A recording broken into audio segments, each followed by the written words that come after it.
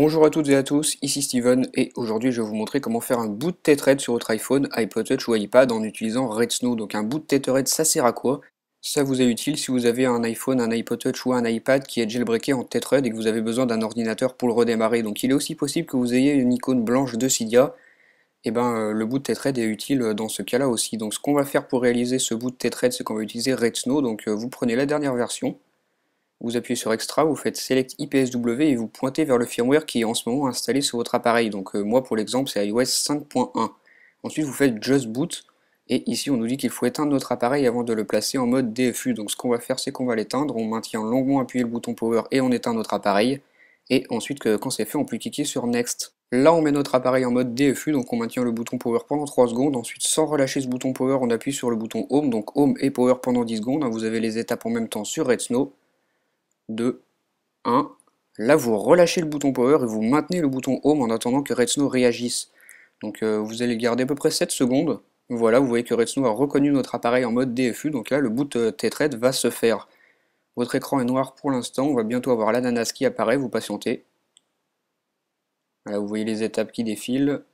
Vous ne débranchez surtout pas votre appareil, hein, vous le laissez bien branché avec Redsn qui travaille. Voilà où on voit Waiting for Reboot. Et voilà, l'ananas, donc l'icône de Redsn qui apparaît sur votre écran de votre iPhone, iPod Touch ou iPad. Donc c'est la dernière étape, hein. Quand celle-ci est terminée, le boot Tethread sera terminé et on pourra utiliser notre appareil avec Cydia qui fonctionne tout à fait et toutes ces autres fonctions qui marcheront. Donc on va attendre que l'ananas disparaisse de l'écran, vous ne touchez toujours à rien, vous laissez bien brancher votre appareil, hein, je vous le répète. Donc cette étape de boot Tethread sera nécessaire à chaque fois que vous voudrez redémarrer votre iPhone qui est jailbreaké en Tethread. Donc c'est un peu lourd, mais bon, c'est la seule façon d'avoir un jailbreak des fois et on est bien content de l'avoir. Donc on va attendre, ça va bientôt être terminé.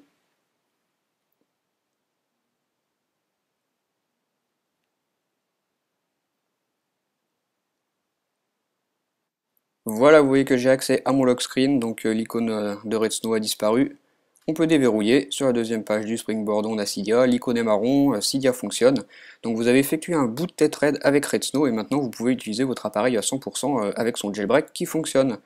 Donc voilà, j'espère que cette technique vous aura aidé, hein. Vous voyez que c'est vraiment très simple, il suffit de suivre bien les étapes.